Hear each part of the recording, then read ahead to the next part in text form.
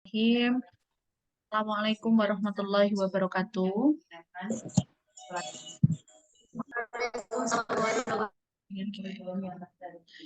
Alhamdulillah, assalatu wassalamu ala rasulillah wa ala alihi washabbihi mawawalah. Yang saya hormati untuk dosen tamu kita hari ini yaitu Bapak Hamidullah Ibda, ya, yang saya banggakan juga untuk seluruh mahasiswa PGMI, baik untuk yang kelas reguler sore dan reguler pagi untuk hari ini. Terima kasih sudah hadir ya di Zoom untuk kelas kita hari ini ya. Nah, alhamdulillah hari ini kita berkesempatan teman-teman untuk bisa melakukan perkuliahan ya dengan dosen tamu. Jadi tidak kali ini nanti yang menyampaikan materi bukan dari Bu Sila, tetapi alhamdulillah hari ini selamat datang untuk Pak Hamidullah Ibda. Beliau adalah Wakil Rektor 1 dari Unisnu Temanggung, ya, yang mana hari ini berkesempatan memberikan perkuliahan untuk kita semua. Jadi silahkan nanti teman-teman bisa menimba ilmu sebanyak-banyaknya dari beliau, begitu ya. Sebelum kita mulai, saya akan menyampaikan beberapa CV begitu ya dari beliau agar teman-teman juga bisa kenal secara tidak langsung begitu. Jadi beliau ini adalah salah satu Wakil Rektor 1 ya di Unisnu Temanggung. Kebetulan beliau ini adalah teman satu angkatan Bu Sila ya di S2 dulu tahun 2000 apa ya dulu 2015 lah ya di S2 Pascasarjana UNES Semarang. Jadi riwayat pendidikan beliau ini S1-nya dari Pendidikan Guru MI di Wali Songo, kemudian S2-nya Pendidikan Dasar Konsentrasi Bahasa Indonesia juga di UNES ya. Dan alhamdulillah beliau baru saja menyelesaikan untuk studi S3-nya yaitu Pendidikan Dasar Konsentrasi Bahasa Indonesia juga linear dengan S2-nya di tahun 2024. Jadi ini baru anget-angetnya ini ya untuk S3-nya.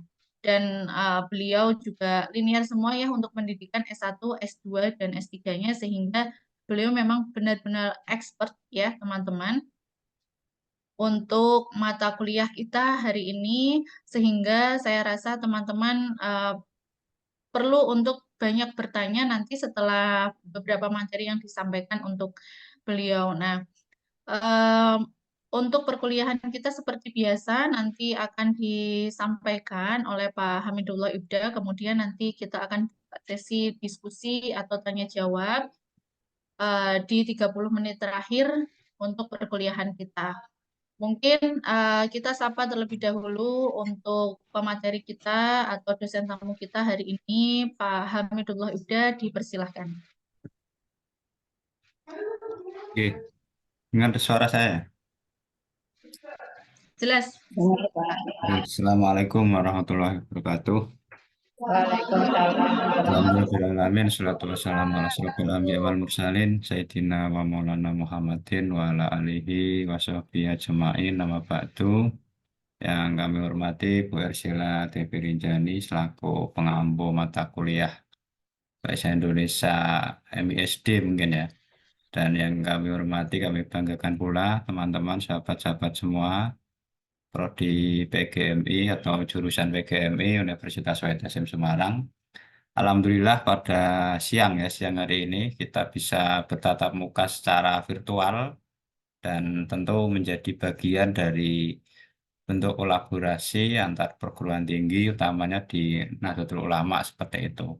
Sahabat-sahabat semua tadi sudah disinggung siapa saya ya, dan nanti sekira 40 atau 30 menit atau 20 menit kita sharing terkait dengan inovasi pembelajaran bahasa Indonesia bermuatan atau berbasis literasi di SDMI seperti itu. Nah, saya izin share screen langsung saja.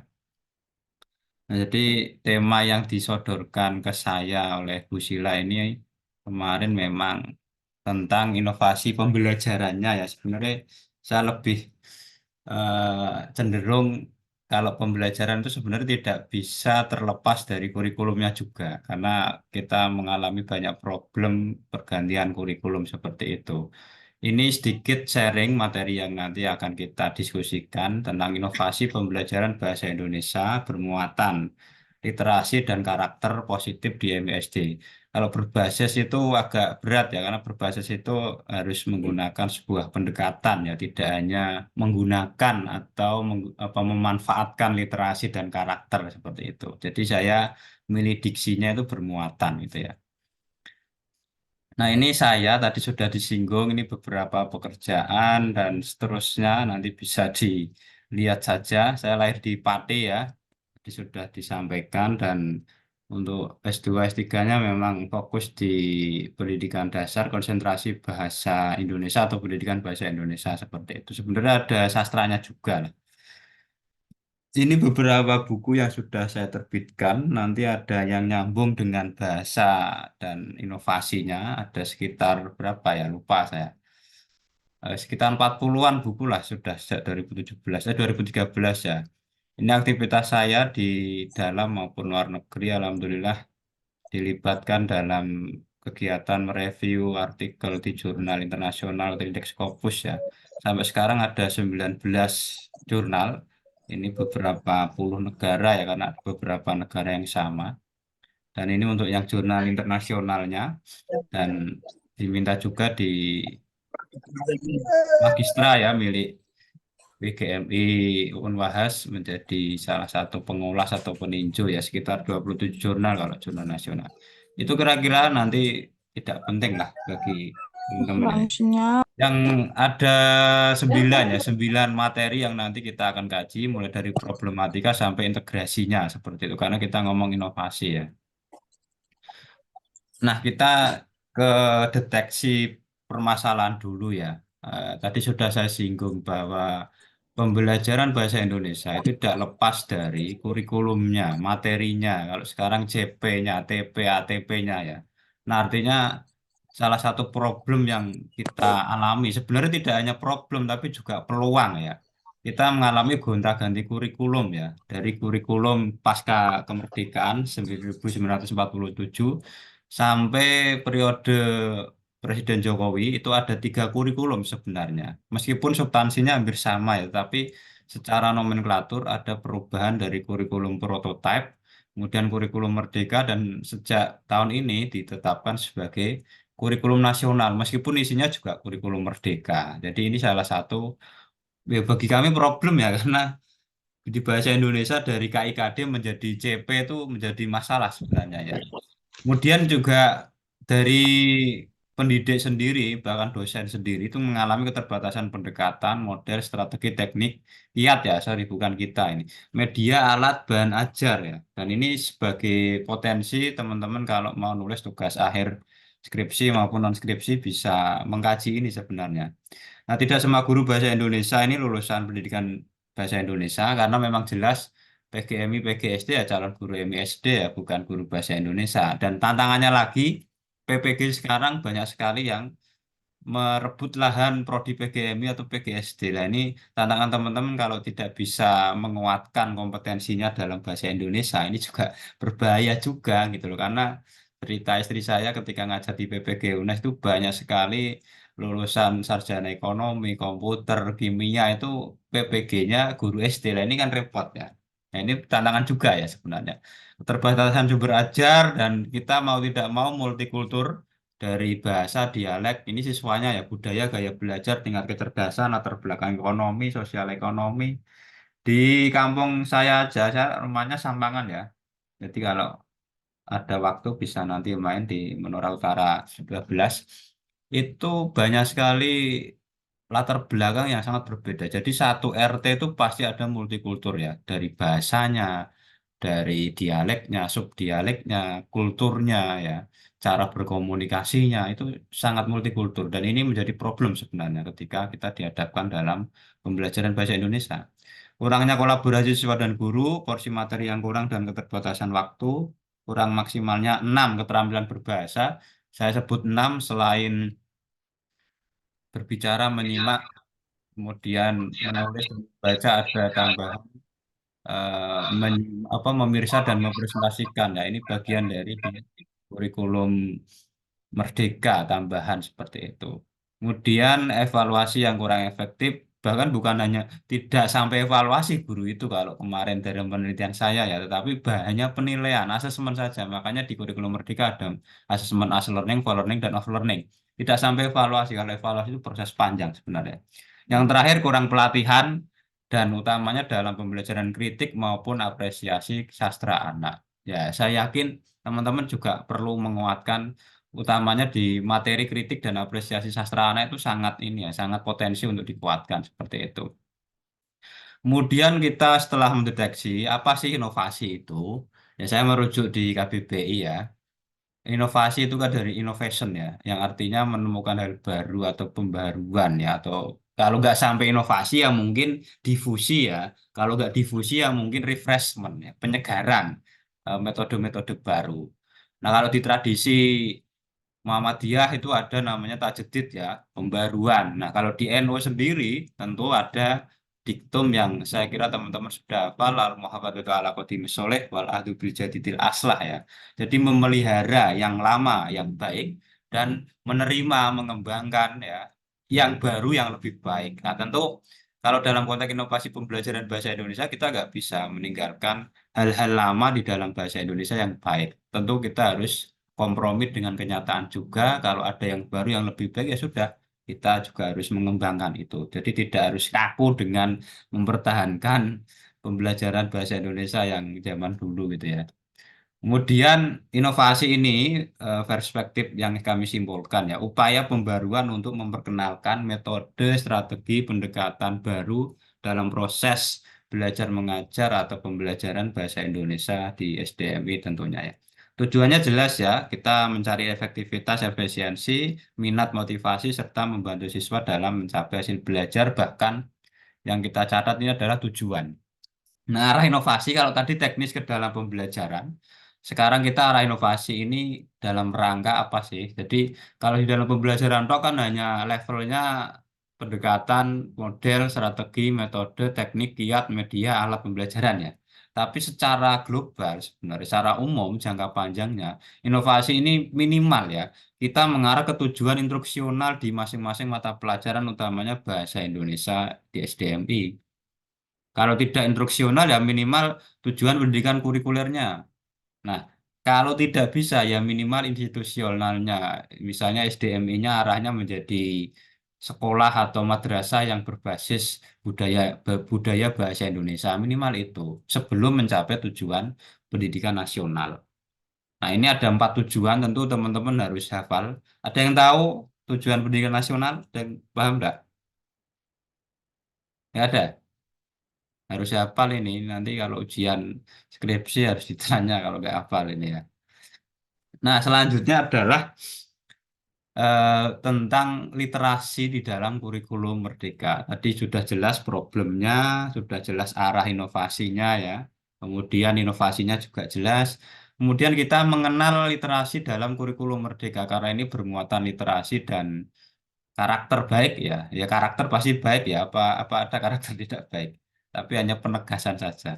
Jadi pembelajaran literasi di dalam konteks kurikulum Merdeka ini untuk penguatan pondasi keterampilan anak dalam bidang bahasa, sastra, dan keterampilan berpikir tingkat tinggi, higher ordering skills ya. Artinya tidak hanya bagaimana mereka bisa membaca permulaan, membaca mahir ya. Tidak hanya bisa menulis, tetapi bisa dalam konteks sastra dan berpikir tingkat tinggi. Nah, secara konseptual, model dalam pembelajaran literasi dalam kurikulum Merdeka ini mengacu model pedagogi genre ya, dengan 4 tahapan yaitu penjelasan membangun konteks, pemodelan, pembimbingan, dan pemandirian. Ini bisa dilihat di Putusan Mendikbud nomor 56 tahun 2022 ini ya tentang pedoman penerapan kurikulum Merdeka. Artinya secara regulatif sudah dijelaskan oleh Mas Menteri terkait arah dari literasi di dalam kurikulum Merdeka itu sendiri. Nah, kemudian apa sih keunikan, karakteristik atau distingsi kurikulum Merdeka? Nah, ini kan kita ongoing 2022 itu kan sudah mengenalkan kurikulum Merdeka ya. Dan sekarang program-programnya guru penggerak, sekolah penggerak, dan seterusnya sudah sampai angkatan ke 14 kalau nggak salah yang guru penggerak ya nanti kan diserahkan ke pemerintah kota masing-masing melalui dinas ya. Jadi kalau di dalam kurikulum 1968 itu subjek matter orientasinya. Sampai kurikulum KTSP itu ya arahnya ke tingkat satuan pendidikan dan KI spiritual sosial itu lah ya. Tapi di dalam kurikulum pandemi sebelum merdeka ya, ini kan disederhanakan bahkan RPP-nya atau modul ajarnya hanya 1 lembar. Nah, per 2022 itu kurikulum merdeka yang semuanya based on project ya, berbasis proyek atau masalah. Jadi dia mengarah ke project based learning and problem based learning ya. Jadi ini yang membedakan. Nah, kemudian yang kurikulum 2013 dengan kurikulum Merdeka, itu kalau di kurikulum 2013 ada istilah KI dan KD, kalau di kurikulum Merdeka itu namanya CP ya, kayak di perguruan tinggi CP ya. Kalau di kurikulum 2013 namanya silabus, kalau di kurikulum Merdeka namanya alur tujuan pembelajaran. Jadi misalnya nanti sahabat-sahabat membuat pendahuluan di skripsi, jadi tidak mungkin ngomong berdasarkan hasil belajar mengacu KKM, itu kan tidak tepat, karena KKM istilah kurikulum 2013 ya, atau kriteria tuntasan belajar ya. Kriteria ketuntasan minimal, sorry. Tetapi tidak lagi KKM, tapi KKTP ya. Kriteria ketuntasan tujuan pembelajaran. Karena alurnya adalah ATP, dari TP ATP ini ya. Kemudian kalau di kurikulum 2013 namanya RPP, kalau di kurikulum Merdeka namanya modul ajar. Kalau kurikulum 2013 namanya PPK ya, penguatan pendidikan karakter ini Perpres 87 tahun 2017 dan turunannya Permendikbud nomor 20 tahun 2018 tentang penerapan PPK dalam pendidikan formal diganti P3 ya, bukan partai tapi Proyek Profil Pelajar Pancasila atau P5 sebenarnya ya, lengkapnya. Dan di MI sendiri ada kejirian namanya PPRA ya, Profil Belajar Amatan Lil Alamin. Nanti kita sajikan di permuatan karakternya. Ini perbedaannya. Kemudian tentang cakupan ya, literasi di dalam kurikulum Merdeka itu apa saja sih? Jadi kalau di dalam kurikulum Merdeka itu mau nggak mau skema kita ini yang di buku yang sudah saya tulis sebenarnya ya. Jadi yang kita mengacu dengan CP Kurikulum Merdeka, P5-nya, keterampilan berpikir tingkat tingginya tadi ya, HOTS ya, karena arahnya ke situ. Keterampilan abad 21, komponen literasinya ya. Literasi fungsional dan literasi informasional. Nah, di sini diarahkan pembelajaran literasi anak SD yang di dalamnya ada di dalam dan di luar mata pelajaran. Nah, artinya apa? Tadi kan arahnya ke kurikuler maupun instruksional. Kalau instruksional, tujuan arah dari inovasi ini hanya mengacu di bahasa Indonesia saja. Tetapi kalau di arah kurikulum merdeka, ternyata literasi ini arahnya juga pembelajaran apapun di dalam atau di luar mata pelajaran bahasa Indonesia itu sendiri. Nah, artinya literasi ini bukan bahasa Indonesia bagian dari literasi. Bedanya di situ ya. Nah, artinya kalau kita mengacu dengan materi kita adalah inovasi yang bermuatan literasi, nah tentunya sebenarnya literasi ini ke semua materi itu masuk. Jadi dia multidisiplin, bahkan kalau dalam keilmuan itu kan ada monodisipliner, multidisipliner, kemudian ada transdisipliner. Jadi sudah transdisipliner, apa ya, sudah interkoneksi ya antar semua komponen, itu dikolaborasikan seperti itu. Nah, ini skema ini ada di CIP sebenarnya ya. Jadi di dalam apa tadi literasi pedagogi genre itu kan kita memahami banyak teks ya. Nah, di dalam teks ini literasi itu melingkupi semua ya. Ini kan di dalam pembelajaran bahasa Indonesia. Kalau dulu teorinya yang paling familiar adalah Henry Guntur Tarigan itu ya catur tunggal keterampilan berbahasa itu juga saya tulis ya. Hanya membaca, memirsa, berbicara dan menyimak, menulis. Hanya itu. Tetapi karena konteksnya sekarang sudah digital era, maka siswa MISD membutuhkan tambahan keterampilan memirsa dan mempresentasikan. Ya, ini tambahannya seperti itu. Karena memirsa itu kan lebih ke penonton ya, lebih ke tayangan video ya. Jadi makanya para pemirsa kan gitu ya. Jadi tidak cukup hanya membaca. Ini tambahannya di kurikulum Merdeka ya. Jadi ini juga hal baru sebenarnya di dalam konteks inovasi. Nah, sekarang apa sih deskripsi keterampilan literasi? Ini tidak saya rinci karena banyak sekali teorinya ya. Tapi yang jelas literasi saya hanya membagi dua, yaitu the all of literasi dan new literasi ya, atau literasi baru. Literasi lama itu hanya keterampilan sederhana, calistung, membaca, menulis, berhitung. Nanti turunannya ada literasi numerasi, sains, dan seterusnya ya, termasuk literasi informasional dan fungsional tadi.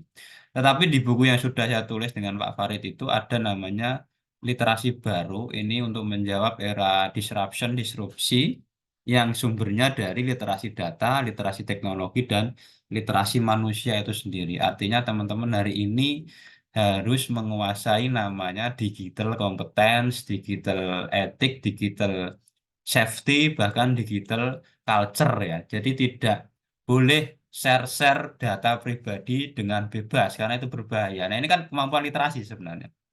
Jangan sampai Anda membagikan foto-foto telanjang di media sosial ini berbahaya. Nah, ini harus ditanamkan pada anak-anak.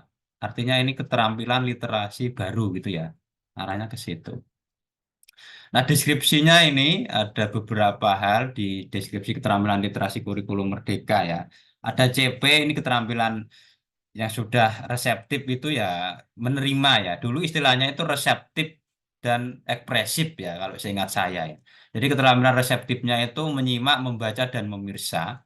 Tetapi di dalam kurikulum Merdeka diganti keterampilan berbahasa produktif. Kalau zaman dulu itu masih ekspresif ya, hanya mengekspresikan. Tapi sekarang produktif, yaitu ada berbicara, mempresentasikan dan menulis. Nah, ini acuannya di CP ya. Nanti dilihat fase-fasenya ada itu. Kemudian di profil pelajar Pancasila, saya kira sudah jelas, sudah mafhum, ini pengganti P3K ya, PPK itu ya, penguatan pendidikan karakter itu. Kemudian ada berpikir tingkat tinggi, mulai dari pemecahan masalah, critical thinking, creativity ya, argumentasi, mengambil keputusan, decision making ya. Collaboration, kreativitas, kemudian komponen literasi abad 21 itu ya mulai membaca, menulis, berhitung, lama ya, calistung tadi, literasi sains, literasi teknologi, TIK, literasi keuangan, finansial ya, literasi culture, budaya, dan juga kewarganegaraan. Nah, literasi fungsional secara teknis ada membaca, menulis, menyimak, dan menonton seperti itu. Literasi informasionalnya ada mengomunikasikan, mengekspresikan atau create ya, sampai mengakses, mengeksplorasi dan mengidentifikasi. Ini jelas, clear ya. Nah, ini integrasi ini sudah saya sampaikan di kemarin webinar PDPGMI, tapi konteksnya beda. Ini saya tambah yang tambahan sesuai dengan materi hari ini. Jadi ini integrasi bahasa, literasi, dan karakter baik di MISD. Kita harus menguatkan aspek linguistik umum ya, teman-teman. Tentu tidak akan selesai dalam mata kuliah ini bisa menjawab semua ini ya, tapi ini the whole whole language ya, pembelajaran yang utuh ya. Ya harus belajar sendiri, nggak mungkin selesai ini ya. Tapi setidaknya ada daftar materi yang nanti menjadi rujukan.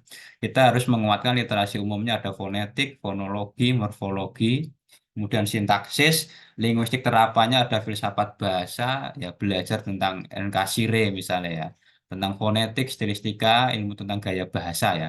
Psikolinguistik ini sosiologi dan linguistik, sosiolinguistik ini sosiologi dan linguistik, ada epigrafi, ada etnolinguistik, filologi. Ini bisa jadi subtema skripsi ini, banyak sekali ini ya.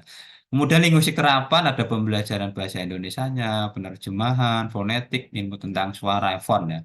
Sosiolinguistik, pembinaan bahasa, linguistik medis, grafologi, bahkan mekanolinguistik ya. Kemudian yang literasi tadi sudah kita singgung, ada keterampilan literasi dalam CP dan fase A, B, C, dan seterusnya. Ada penguatan karakter P5 PPRA-nya, ada HOT, komponen literasi abad 21, literasi fungsional dan informasional tadi. Nah, khusus karakter sendiri karena mintanya Bu Arsila ada karakter baik, tentu kita tidak bisa melepaskan namanya penanaman budi pekerti ini Permendikbud 2015, tapi sudah nggak berlaku ya, tapi bisa kita jadikan rujukan. Kemudian ada PPK ini Perpres 87 2017. Kemudian P5 ini mengacu dengan seragam Dikbud, PPRA sesuai dengan juknis Dirjen Pendis ya. Nah, di Kementerian Agama karena teman-teman ini madrasah ya, tentu harus memahami sedikit tentang apa itu moderasi beragama, Kemudian juga karena teman-teman di bawah Unwahas ya harus mengenal karakter prinsip dasar Aswaja, Ukhuwah Nahdiyah dan Mabadi' Khairul Ummah. Saya kira kalau ini tercapai saya kira akan lengkap sekali ya. Nah, apa sih bentuk-bentuk inovasi ya? Pertama, penggunaan teknologi multimedia. Saya kira kalau sekarang guru gaptek itu kok ketinggalan zaman ya. Bahkan dosen aja harus bisa buat PPT bagus ya, tidak hanya download dari internet gitu ya. Nah, ini komputer, tablet, dan macam-macam. Sekarang dari manual, portable, sampai artificial intelligence ya. Kecerdasan buatan ini luar biasa. Tapi ya plus minus sebenarnya. Tapi dalam konteks ini kita bisa menggunakan sebagai bentuk inovasinya ya. Kemudian tematik kontekstual meskipun di kurikulum Merdeka adalah PJBL dan PBL, tapi sebenarnya bahasa Indonesia itu tematik ya, nggak bisa terpisah dia. Kemudian metodenya juga harus kolaboratif. Nah, ini juga bisa menggunakan cerita bergambar dan sastra anak, karena banyak sekali potensi yang kita lakukan ya. Misalnya kemarin mahasiswa saya itu mengembangkan yang namanya e-book cerita yang ada multimedia yang menarik sekali ya. Jadi diklik itu muncul suara, video, animasi itu ya. Ini kan tidak harus dicetak gitu ya, tapi siswa dengan buku seperti itu saya kira tertarik ya untuk apa ya belajar bahasa Indonesianya. Kemudian yang kelima ini pendekatan berbasis proyek. Tadi sudah jelas ada namanya project based learning ya. Membuat poster, laporan, wawancara. Ini kan sebenarnya anak-anak diberi tugas itu tidak hanya yang materi sains, matematika, tapi bahasa Indonesia itu banyak sekali project-projectnya ya. Bahkan menulis kata kerja dalam percakapan sehari-hari di rumah, misalnya kelas 4 itu anak-anak akan sebuku lengkap itu ya. Nanti coba identifikasi di rumah itu bapak ibu, ayah, adik atau kakak berapa menyebut berapa kali kata kerja di dalam satu hari satu malam. Nah itu anak-anak bisa dikasih tugas seperti itu ya. Kemudian permainan berbasis game, lah ini banyak sekali game ya. Nanti di belakang saya jelaskan.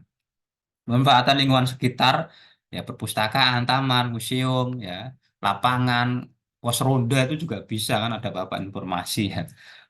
Metode bercerita ini storytelling ini juga bisa, bahkan mungkin ditambah yang mendongeng ya. Kita hari ini di NO itu masih kekurangan pendongeng ya. Bahkan ini bisa menjadi lahan ya. Kalau di UNES itu setahu saya terkenalnya ya Kak Kempo Antaka ya dan beberapa yang lain ya. Tetapi keterampilan mendongeng ini bisa menjadi profesi sebenarnya ya. Nah, ini kan bisa lahir di mata kuliah ini nanti ya. Bagaimana meragakan kancil, meragakan genderuwo, meragakan hantu-hantu ini menarik sekali sebenarnya. Bisa memberikan informasi yang sedetailnya dengan suara, apalagi ditambah keterampilan menggambar gitu ya. Nah, pembelajaran berdiferensiasi atau diferensiasi, nah ini tentu arah dari kurikulum Merdeka memberikan kesempatan yang sama dengan antara anak normal dengan yang berhambatan belajar ya. Saya menyebut berhambatan belajar saja. Nah, ini model-model yang bisa digunakan di dalam kurikulum Merdeka sesuai arahnya. Ada pedagogi genre ya. Ini mulai dari sintaknya ada membangun konteks, pemodelan, bimbingan, dan pemandirian. Ada project based learning, apa problem based learning, ada mengorientasikan siswa pada masalah, mengorganisasi siswa dengan belajar, untuk belajar dan membimbing penyelidikan sampai terakhir. Kemudian project based learning ada 6 sintak, TAR ada 3 sintak, tematik integratif ada 6 sintak. Kemudian yang khusus model-model pembelajaran ini belum yang memirsa dan mempresentasikan ya, belum saya masukkan ya. Ya ini model pembelajaran menyimak ini banyak sekali ya. Ada retelling story, identifikasi kata kunci, memperluas kalimat, menyelesaikan cerita, medianya ya bahkan bisa game ini ya, tidak hanya internet dan lab komputer ya. Model pembelajaran berbicara ini ada model apa dan siapa saya, ada lagi apa ya? 5W1H itu juga bisa ya. Model pembelajaran membaca, KWL, Ekola ini contoh saja. Kemudian yang model pembelajaran menulis, Brown, sugesti, dan seterusnya. Saya sendiri sebenarnya sudah mengembangkan beberapa model, tapi khususnya untuk mahasiswa ya. Nah ini penguatan karakter baiknya. Kenapa sih harus pembelajaran bahasa Indonesia itu harus bermuatan karakter selain literasi tadi ya? Karena jelas ya. Kalau tidak menggunakan karakter ya saya kira sia-sia ya. Karena sekarang kan kata orang-orang itu cari orang pintar di Indonesia itu banyak katanya ya. Tapi cari orang bermoral, berkarakter itu susah. Nah ini menjawab kegelisahan sosial seperti itu ya. Saya kira ini pertama ada profil pelajar Pancasila sesuai dengan range Kemdikbud ya, ada beriman bertakwa pada Tuhan Yang Maha Esa, beranak mulia, berkebinekaan global, bergotong royong, kreatif, benar kritis, mandiri. Kemudian juga ada profil pelajar Rahmatul Alamin, Ta'atut Qudwah, sampai Tatawurul Wal Ibtikar ya. Tasawuf, Syuro, Musawa, Itidal, dan seterusnya. Ini substansinya juga hampir sama dengan Uwah Nandiah sebenarnya.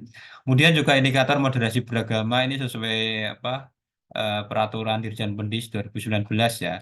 Komitmen kebangsaan ini tidak anti Pancasila dan anti Undang-Undang 1945 ya. Toleransi, anti kekerasan, penerimaan terhadap tradisi atau istilahnya apa ya, akomodatif terhadap kearifan lokal ya. Kearifan lokal pun ada tiga nanti. Nah, tetapi juga harus dikuatkan dengan kecirian madrasah kita, MI atau SD kita ya. Ada karakter aswaja anandiyah atau prinsip dasarnya. Tawasud ya, moderat, tasamuh ya, toleran ya. Tawazun, kemudian ada itidal dan amar ma'ruf nahi mungkar, ada tambahan urab, masalah mursalah.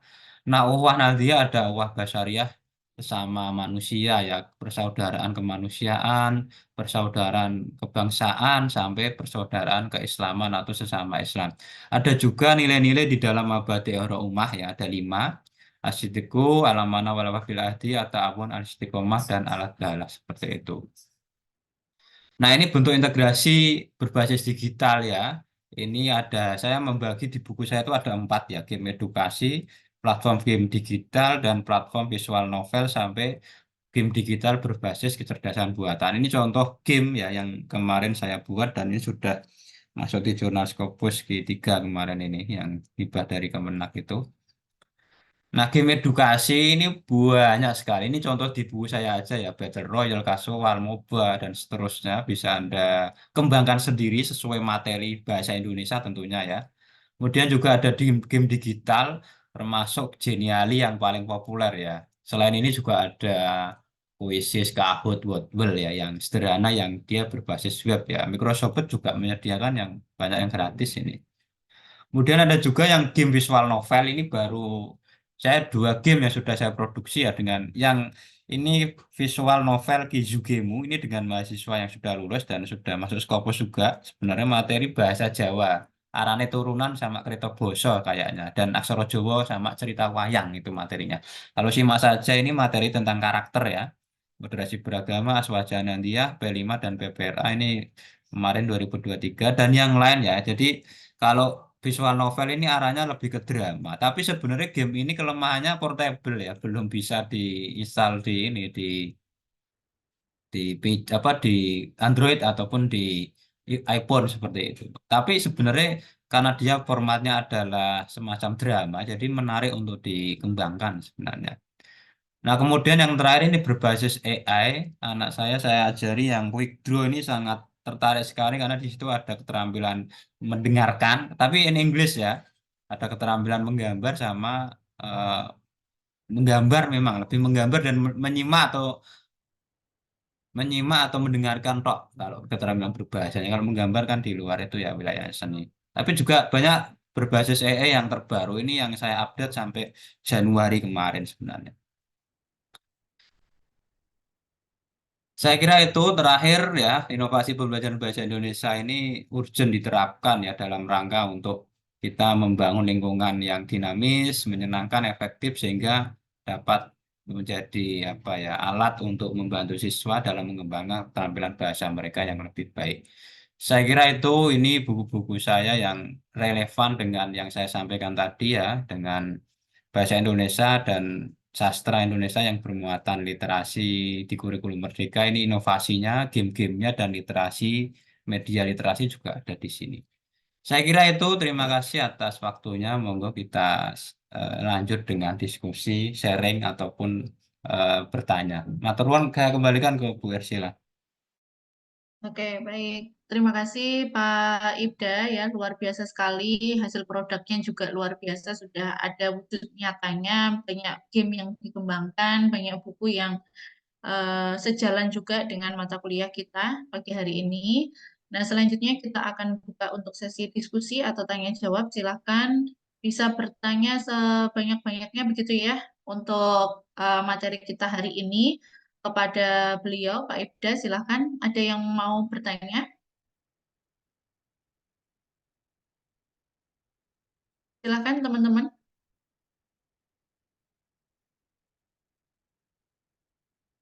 Teman-teman yang biasanya bertanya, kali ini bertanyanya ke ini, ke sumbernya langsung nih, ya.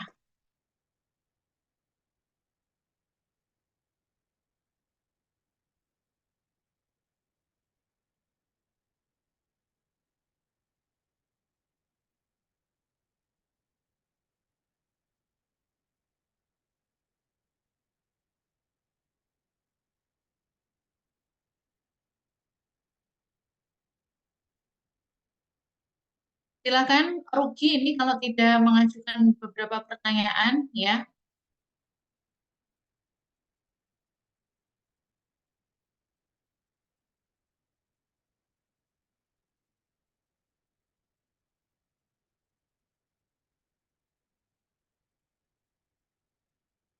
Ayo silakan ada mungkin Mas Fatur, Rozak ya bisa mengajukan pertanyaan. Biasanya bertanya juga ini di kelas ya.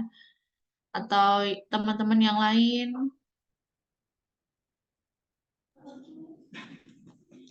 Mohon izin bertanya Bu Ersila. Ya, nggak apa-apa.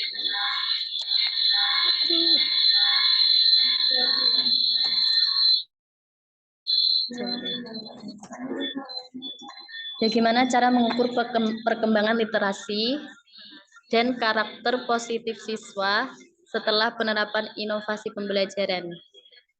Terima kasih. Oke, yang ditanyakan berarti setelah kita menerapkan inovasi pembelajaran di bahasa Indonesia ya, yang dikaitkan dengan karakter positif itu gimana cara mengukur perkembangan literasi dan sekaligus karakter positifnya ya. Mau dijawab langsung atau ditampung dulu Pak Ibda? Tampang dulu ada. Oke, silahkan yang lain.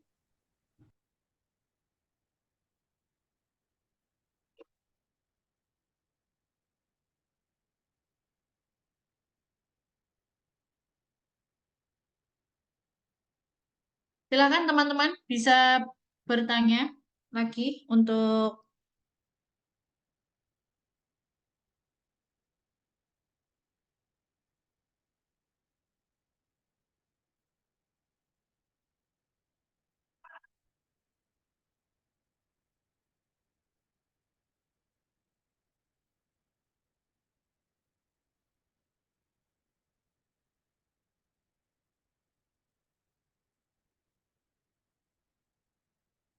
silakan, ayo.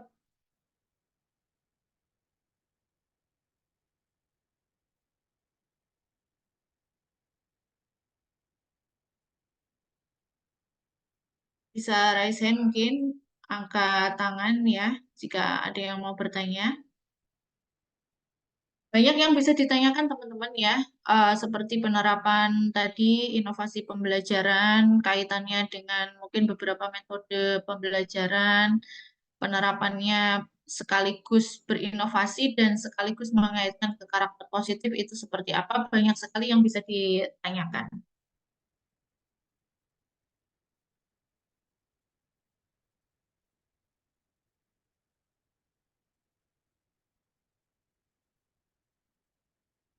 Silakan Mbak Uswatun mungkin ada yang mau ditanyakan? Oh ya Bu, ini sedikit mau bertanya ya Bu ya. Mungkin bisa berbagi pengalaman juga. Bagaimana cara kita itu melibatkan wali murid atau orang tua dalam pembelajaran literasi untuk meningkatkan literasi anak itu. Mungkin itu. Terima kasih Bu. Oke, baik. Ada lagi, mungkin satu lagi ya, biar tiga begitu ya. Nanti menjawabnya mungkin bisa sekalian. Silahkan.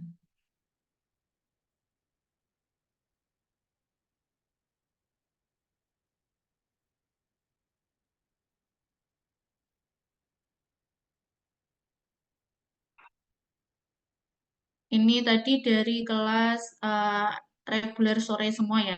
Yang reguler pagi, monggo silakan. Mungkin ada yang mau bertanya.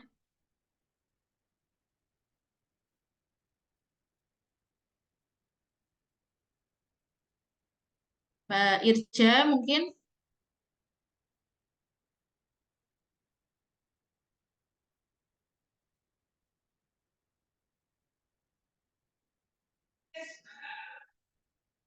Mungkin sambil menunggu bisa dijawab terlebih dahulu ya Pak Ibra ya. Pas ini selesai dan Nah, presenter. ya.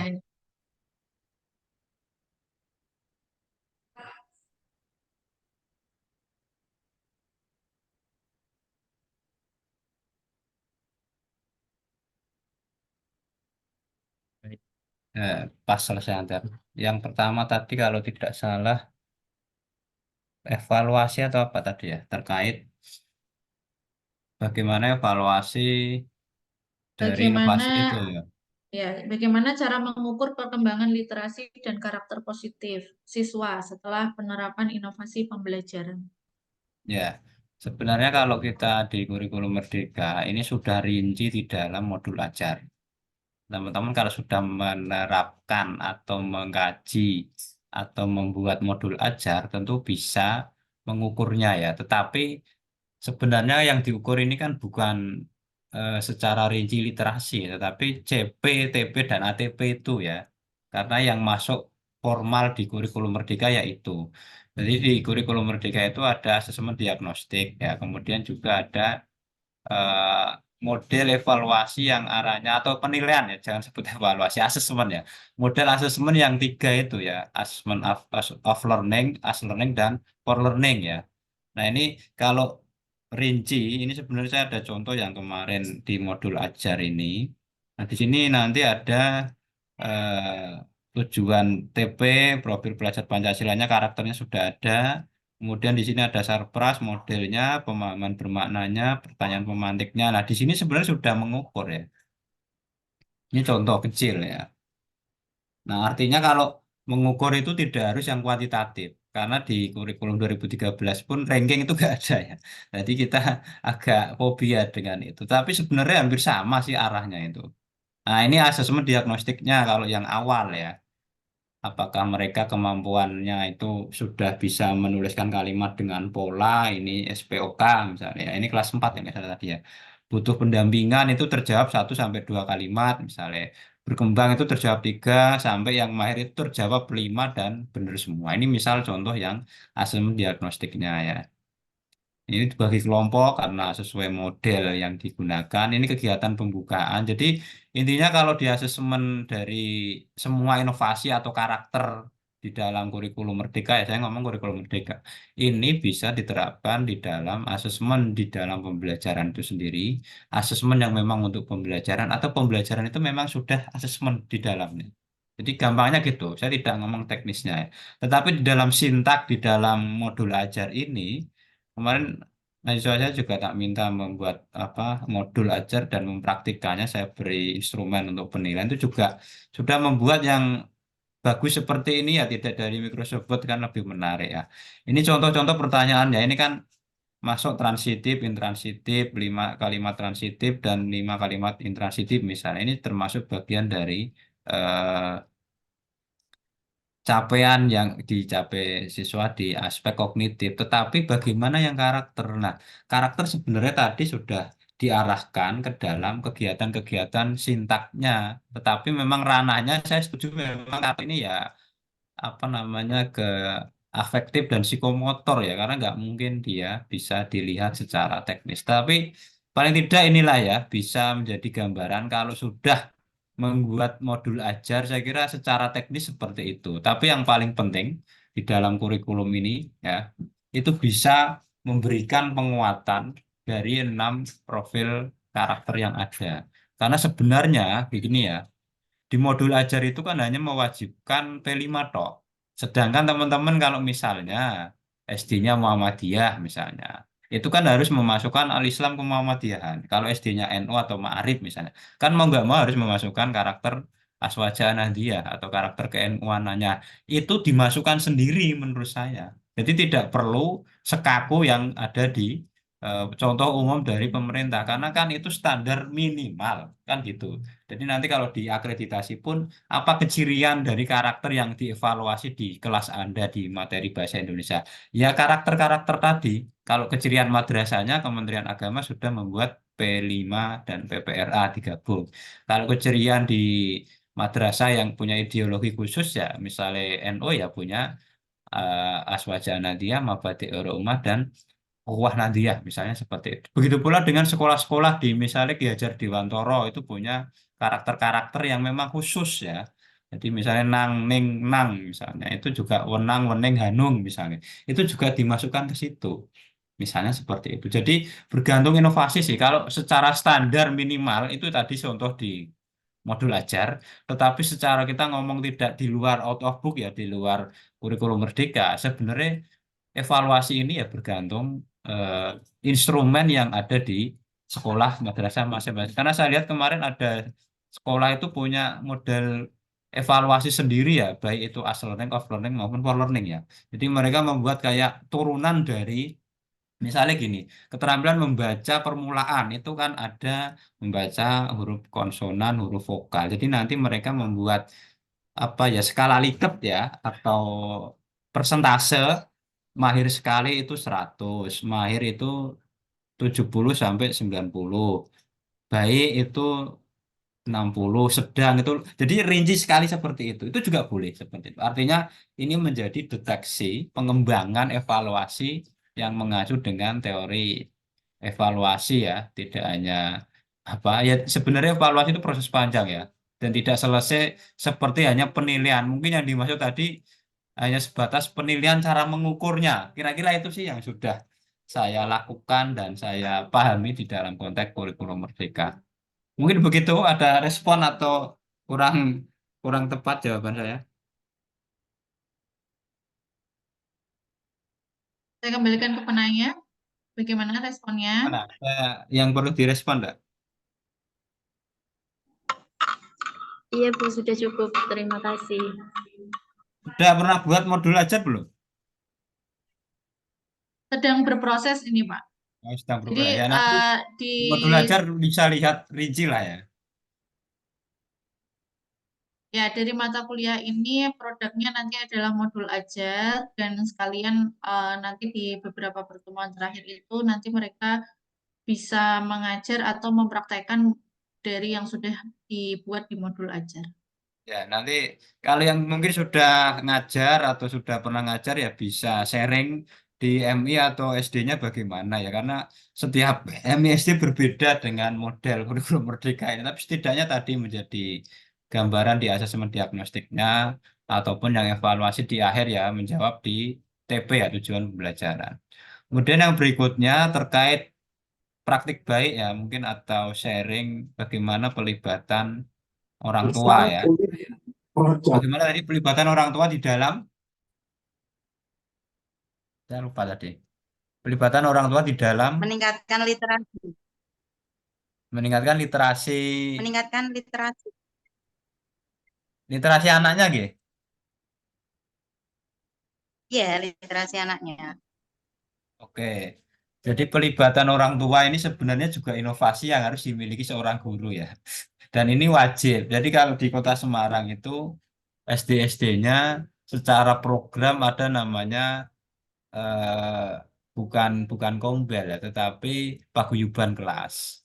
Jadi pertama bisa karena saya yakin guru kelas itu adalah wali kelas kan, kebanyakan gitu ya.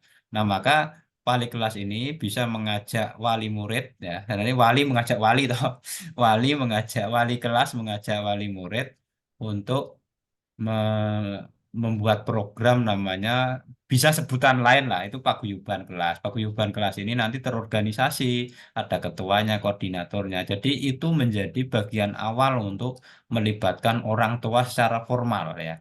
Kemudian yang kedua, pelibatan di wilayah teknis melalui aplikasi digital, misalnya melalui aplikasi yang bisa kita jangkau mudah ya WhatsApp ya. Di situ di dalam grup itu biasanya orang tua itu dilibatkan di dalam pengerjaan tidak hanya soal PR ya, tetapi proyek-proyek karena arahnya kurikulum merdeka, project based learning di dalam membuat karakter atau meningkatkan literasi anak. Misalnya anak diminta membuat teks naskah berita tentang kegiatan salat Idul Fitri di kampungnya masing-masing. Nah, nanti di situ orang tua bisa dilibatkan untuk mengasesmen awal, bukan menuliskan. Ini yang penting ya.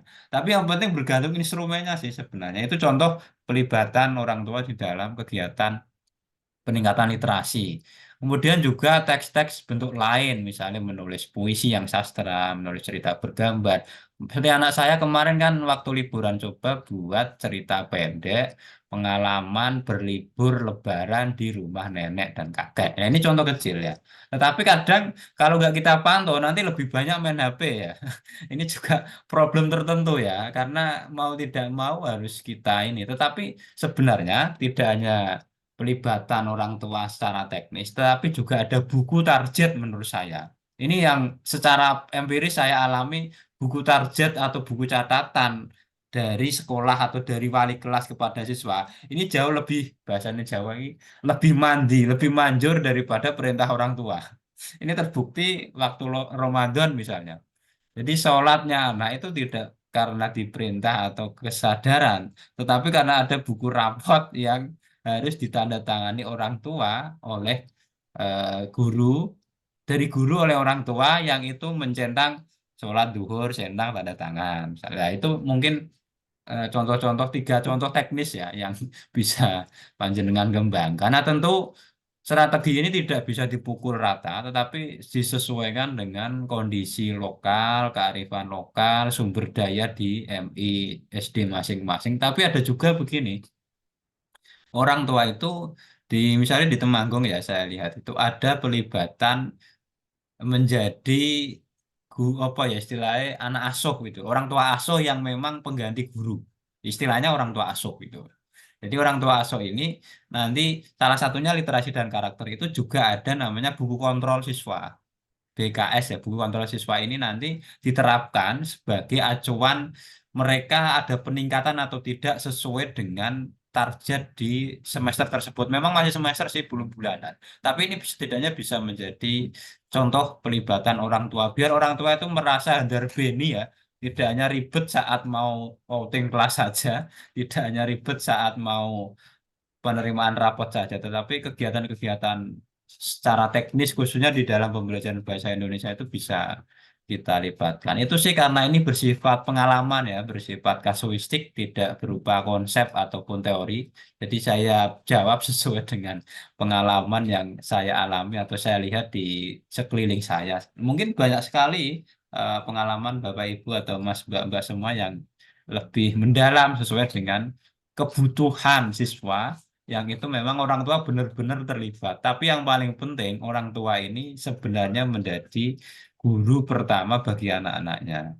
Jadi kalau karena kita ngomongnya konteks pendidikan formal, jadi kan guru melibatkan orang tua. Sebenarnya kan kalau perspektif pendidikan keluarga Trisendra kan orang tua lah yang melibatkan guru mendidik anak.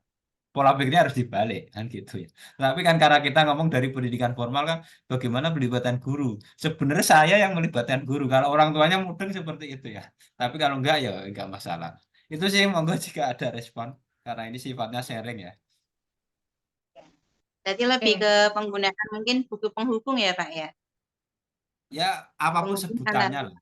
Buku apapun itu penghubung, ya. buku rapot, buku kontrol siswa. Yang penting memang ya sesuai pengalaman saja sih. Karena kalau anak saya misalnya itu lebih manjur, Pak ini saya belum tanda tangan. Kemarin nggak sholat, nah itu kan menjadi semacam, oh luweh percaya buku daripada orang tuanya. Ini kan saya jengkel juga ya. Nah itu contoh kecil lah, mungkin bisa dilakukan tidak hanya saat Ramadan, Bu, ya setiap hari gitu loh. Karena orang tuanya nanti juga akan sadar, misalnya dalam konteks ibadah, saya menandatangani anak saya sholat 5 waktu, saya sendiri nggak sholat misalnya. Nah ini kan menjadi ini juga ya, menjadi apa bahwa ada namanya parenting keluarga, parenting untuk apa ya pelibatan orang tua lewat apa ya istilahnya macam-macam programnya lah. Intinya ada keterlibatan orang tua secara administratif, teknis maupun substansi. Jadi kalau hanya dilibatkan lewat pesan, ajakan, saya kira nggak akan ini Bu. Ketercapaiannya nggak jelas. Tapi kalau ada buku terdokumentasikan, apalagi indikatornya jelas, orang tua itu merasa memiliki ya. Walah ternyata ngajar gitu angel gitu loh ternyata ya. Ya, jadi orang tua dengan seperti itu kan menghargai guru akan lebih serius. Begitu sih kalau dari saya, matur nuwun. Oke, baik, jelas teman-teman ya untuk penjelasannya. Nah, ini ada yang mengajukan pertanyaan lagi via chat, Pak Ibda.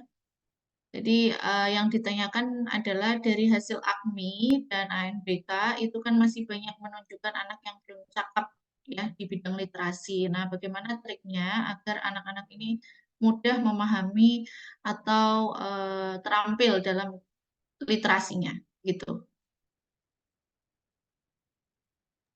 Oke, memang ini mengacu dengan model-model lama ya. AKMI, ANBK ini kan asesmen nasional yang dilakukan pemerintah atau kementerian terkait ya, baik itu Kemenak maupun Kemdikbud. Memang banyak studi yang mengarah ke sana. Tapi di modul yang pernah saya tulis ya, modul literasi, numerasi yang kelas dasar dan tinggi, itu memang ada beberapa model ya. Karena memang model kamu tidak hanya AKMI dan ANBK sebenarnya. Tetapi menurut PISA, itu juga kita sangat rendah sebenarnya ya. Dan ini diakui atau tidak?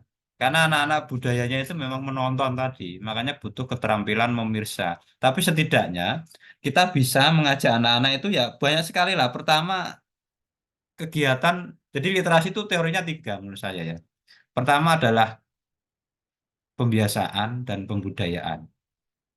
Pembiasaan pembudayaan ini bisa kita ajak siswa eh, membaca rutin, menulis berita, kemudian membaca dengan kritis, kemudian catatan, ringkasan, membuat apa namanya buku harian itu juga penting sebenarnya. Karena dari situ anak-anak itu bisa mengarang ya. Jadi lah, jangan langsung diajarkan nulis cerpen, novel, cerita bergambar misalnya, fabel ya. Berat, tapi dalam kegiatan pembiasaan pembudayaan ini melalui kegiatan-kegiatan sederhana. Tulis pengalamanmu sehari-hari. Jadi menulis di buku diari itu aja lah. Itu penting sekali loh ya. Jadi anak-anak itu menulis polos dan tapi jujur apa adanya daripada diajarkan mengarang yang berat-berat. Si si siapa Intan melihat neneknya merengek-rengek turun dari gunung. Itu kan sesuatu yang tidak kontekstual bagi anak, tapi diajarkan sehari-hari aja. Bahasanya pun yang sastranya pun tidak level tinggi, meskipun ada prinsip esensia poetika gitu ya. Itu ya tadi. Kemudian ada namanya eh, berkaitan dengan zaman digital, teman-teman bisa mengajak anak-anak membuat game atau bermain game yang erat kaitannya dengan edukasi, khususnya keterampilan membaca, menulis, ataupun keterampilan mengomunikasikan teks ya. Ini penting karena saya tidak update game-game tersebut, tapi setidaknya semacam mobil LOL, MOBA, Mobile Legend yang arahnya ke teks itu bisa ada sekali, banyak sekali ya. Tebak kata, tebak gambar ya, kartu bersambung itu juga ada. Itu terkait dengan pembiasaan dan pembudayaan. Saya kira penting sekali dimanapun anak-anak harus diajarkan seperti itu karena memang diakui atau tidak budaya kita itu budaya ngobrol, budaya mendongeng, tapi jarang sekali budaya baca rendah. Jangankan apa ya, kita sendiri pun kalau nggak dipaksa membaca susah. Maka anak saya ketika masih belajar membaca, semua tulisan ketika kamu lihat bacalah, termasuk ketika naik mobil, bokong truk itu sudah tulisan itu dibaca tidak apa-apa, karena itu bagian dari pembiasaan pembudayaan. Dari situ kan yang penting soal substansi mana kan mereka belum terlalu inilah, tetapi melalui ini ya, melalui pembiasaan pembudayaan nanti bisa menjadi peningkatan setidaknya ikhtiar ya. Yang terakhir selain pembiasaan pembudayaan ini butuh namanya keteladanan. Keteladanan ini penting ketika guru menyuruh siswa untuk menulis sebuah opini atau cerita bergambar atau cerpen atau cerbung atau puisi, tapi guru sendiri tidak pernah menulis dan memberi keteladanan menulis, ya akan menjadi sesuatu yang berat gitu loh. Malah bu guru aja nggak bisa nulis, masa saya suruh nulis misalnya. Maka keteladanan ini penting, tidak hanya soal menulis, tapi juga soal membaca. Kalau bisa di buku itu, saya sejak dulu ya saya usahakan di buku, di tas saya itu selalu ada buku ya. Tapi karena sekarang zaman sudah digital, banyak sekali hal-hal yang perlu dibaca itu dengan menggunakan e-book ya, e-book gratis yang bisa kita akses, itu baik bahasa Indonesia, bahasa Inggris atau bahasa lain. Saya kira itu rumusnya ya, ada pembiasaan, pembudayaan, dan yang terakhir tadi keteladanan. Sebab ketiganya bisa diturunkan ke dalam banyak program, ke dalam banyak kegiatan. Tetapi selama ada pembiasaan, pembudayaan, keteladanan, insya Allah Indonesia kita literasinya baik dari segi pisahnya, segi apa namanya AKMI atau AKM bisa meningkat. Karena kita itu kan nggak terbiasa membaca. Makanya teman-teman jenjang SDMI ya, SMP SMA itu rendah. Karena mau coba wegah gitu loh. Senangnya apa? Nonton hari ini itu. Nah, makanya kan kita beri suguhan tontonan yang isinya ya literasi, literat gitu loh. Karena mau nggak mau literasi itu tidak hanya membaca menulis, ya memang benar. Literasi itu tidak hanya membaca, menulis, berhitung. Itu literasi dasar. Tetapi kan ketika kemampuan literasi dasar mereka belum kuat, langsung menonton, apalagi langsung apa namanya bermain ChatGPT, Perplexity, Descript ID, lah mereka akan tercerabut. Wong, kemampuan dasarnya aja nggak pakem ya, nggak kuat ya. Apalagi langsung kaget kan gitu loh. Pagi-pagi lah makan langsung makan es apa namanya jeruk nipis kan yo parah sakit di perut, tapi makan nasi dulu ya. Yang dasar itu orang Jawa, orang Indonesia tetap nasi gitu ya. Kalau di Indonesia ya tetap dalam konteks pengetahuan ya literasi itu berkaitan dengan tulis menulis berhitung yang itu menjadi sumber pengetahuan, sumber informasi, bahkan sumber sandi-sandi tertentu lewat membaca penulis berhitung. Saya kira itu pakai konsep pembiasaan, pembudayaan dan keteladanan nanti bisa diturunkan di berbagai macam program atau kegiatan. Karena kalau ngomong teknis kan banyak sekali ya. Itu kalau ada respon, monggo. Oke, untuk yang bertanya, monggo mungkin ada respon atau sudah jelas? Sila saya izin bertanya. Oke, silakan. Satu lagi. Assalamualaikum warahmatullahi wabarakatuh. Pak Hamid, perkenalkan saya Suwanto dari PGMI. Terkait produk Bapak tadi, saya tertarik sekali tentang game-game itu tadi. Yang saya tanyakan, bagaimana jenengan menyikapi dampak dari literasi kegiatan game itu sendiri. Sedangkan di studi kasus saya yang terjadi anak-anak saya sendiri memain game itu jadinya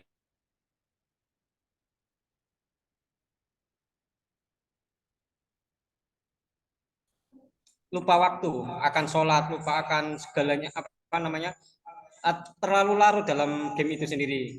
Nah, mohon bagaimana menurut Bapak cara menyikapi, tadi kan ada produk Bapak tentang game itu, bagaimana menyikapi dampak daripada literasi atau permainan game itu yang tentang pendidikan itu tadi. Terima kasih Pak Hamid. Mas Nuwun. Saya tadi agak terjeda kayaknya suaranya ya, tapi sepenangkapan saya ya, ada istilah atau pepatah mencegah itu lebih baik daripada mengobati ya. Jadi ada istilah atau pepatah Indonesia seperti itu. Artinya kalau menyikapi dampak itu kan sudah mengobati, tapi sebaiknya kita harus mencegah. Ya, ini lebih penting sebenarnya daripada hanya menghadapi atau memberikan solusi terhadap dampak yang sudah terjadi. Tetapi lebih baiknya kita mencegah. Ininya begini, kalau ngomong game, zaman saya kecil dengan zaman kita ya, pasca milenial kita atau era ya generasi milenial, pasca milenial inilah tidak hanya generasi Z itu bisa dilengkapi dengan kebutuhan mereka karena mau nggak mau mereka tidak mungkin bisa lepas dari game digital. Kalau zaman kita mungkin permainannya bukan permainan digital ya, anak-anak itu memang dunianya dunia bermain, jangan disalahkan. Anak-anak kok gerak terus yo, anak-anak itu harus banyak gerak. Kalau disuruh menang di depan laptop kayak kita ya nggak bisa. Diamui loh bocah itu kebutuhan geraknya lebih banyak daripada orang tua. Ini kan kesalahan kita dalam menghadapi tipe kecerdasannya ya kinestetik ataupun yang lain ya.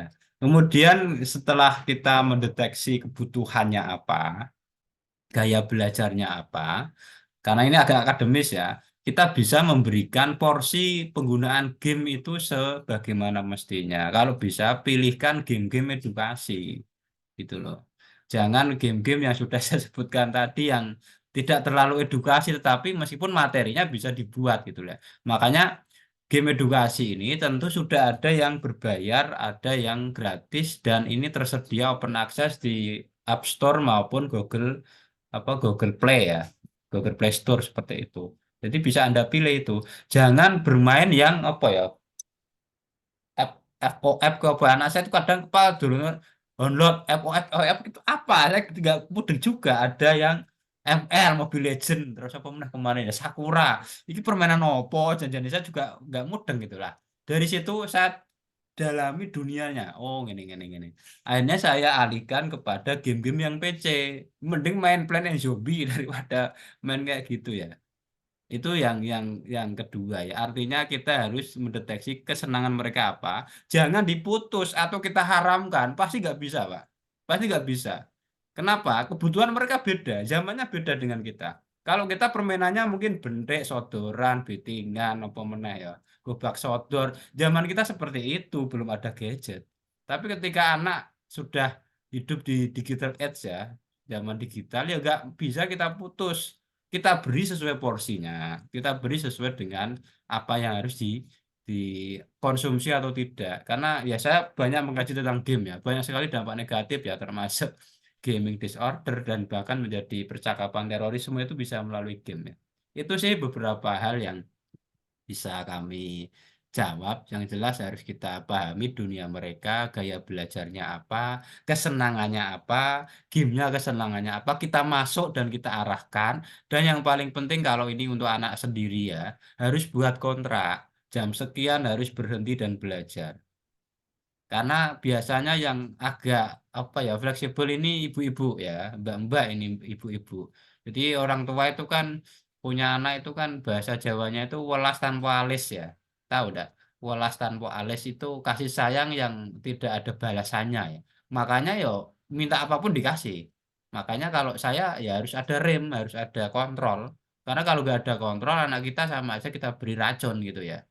Tapi kalau kita tidak bisa memutusnya ya nggak mungkin kita bisa memutus itu karena dunia kita berbeda dengan zaman sekarang. Kita beri, kita dampingi. Yang salah itu kan kita tidak mendampingi. Yang penting menang. Kuwi sing berat ya. Yang penting menang. Ketika dititipkan nyuwun sewu dititipkan kepada apa mbah atau yang ngomong itu nyatanya bisa kok nggak pakai HP kok. Kan gitu ya. Di sekolah juga bisa nggak pakai HP. Artinya apa? Yang penting mereka tuh sibuk. Sibukkan dengan kegiatan-kegiatan yang membuat mereka tidak bermain HP itu juga bisa. Entah main pasir, main batu, main kelereng, nyemplung neng kali nggak masalah. Itu lebih bagus daripada main gadget gitu ya. Karena terlalu banyak main gadget dalam waktu yang lama itu juga radiasinya berbahaya. Tapi yang paling penting dikawal, dibimbing dan beri porsi, Pak. Kalau nggak diberi porsi repot ya. Kalau kita haramkan ya nggak bisa wong tadi keteladanan anaknya disuruh main HP jenengan WA-an terus ning ngarepe ya akan kelihatan kayak gitu kan. Nah, ini juga nggak imbang, nggak fair gitu loh ya. Karena anak-anak sekarang lebih cerdasnya itu luar biasa, nggak bisa download bisa. Saya aja nggak bisa loh ini pakai makanan opo saya juga nggak mudah ya. Itu sih kalau pengalaman pribadi dari saya dan beberapa apa ya hal-hal yang sudah saya kaji yang jelas tadi harus diberi porsi. Kalau diharamkan, ditiadakan, nggak bisa. Mereka akan terpengaruh temannya, menonton dari YouTube ya. Tapi tadi dampingi saja. Atau kita blokir beberapa di internet positif atau di pengaturan WiFi ya, itu bisa kok. Jadi kita batasi sesuai dengan kecerdasan kita karena mereka pasti mencari cara dengan cara-cara yang lebih ini dan yang paling penting adalah buat kesepakatan kalau tidak dibuat kesepakatan nanti nangis dengan iba tadi welas tanpa alis apalagi ibunya ya kembali lagi nggak bisa ada keteladanan nggak bisa ada pembiasaan pembudayaan yang baik Saya kira itu sih soal game. Kalau soal game ini bisa nanti pengalaman kasuistik banyak banyak cara sebenarnya. Itu saja, matur nuwun jika ada respon. Oke, silakan jika ada respon atau sudah cukup untuk penanya. Cukup ya, saya rasa ya.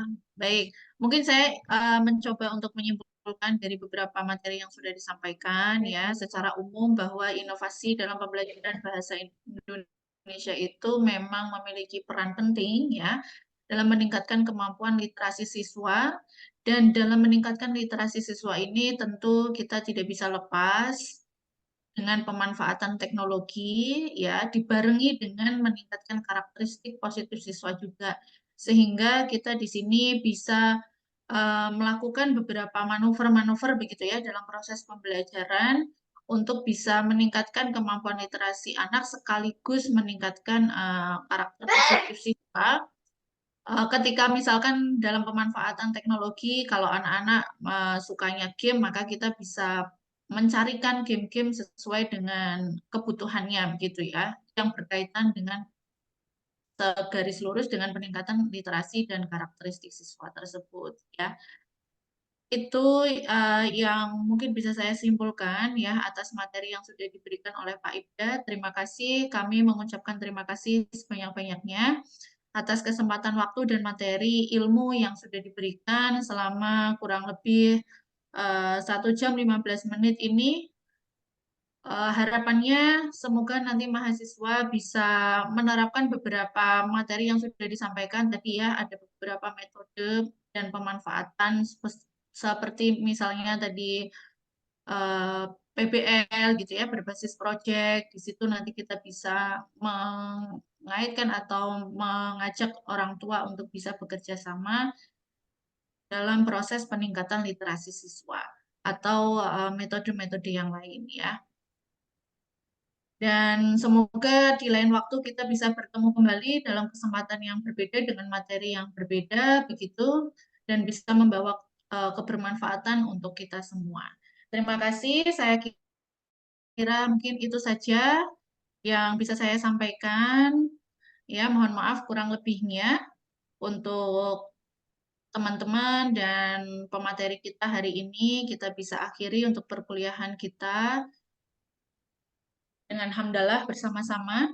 Alhamdulillahirrabbilalamin. Alhamdulillahirrahmanirrahim. Oke, wassalamualaikum warahmatullahi wabarakatuh. Waalaikumsalam warahmatullahi wabarakatuh. Oke, sebelumnya kita mungkin bisa foto bersama terlebih dahulu. Mohon dinyalakan semua kameranya.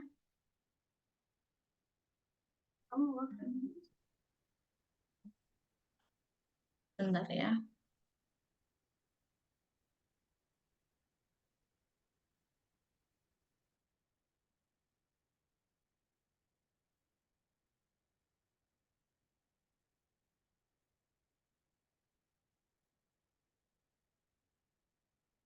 Saya hitung ya, kita 2 kali foto karena ada 2 slide ya. 1, 2, 3.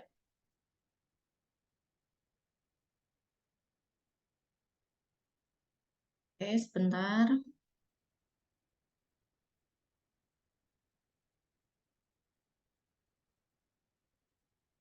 Untuk slide yang kedua ya. Kita hitung lagi. 1, 2, 3.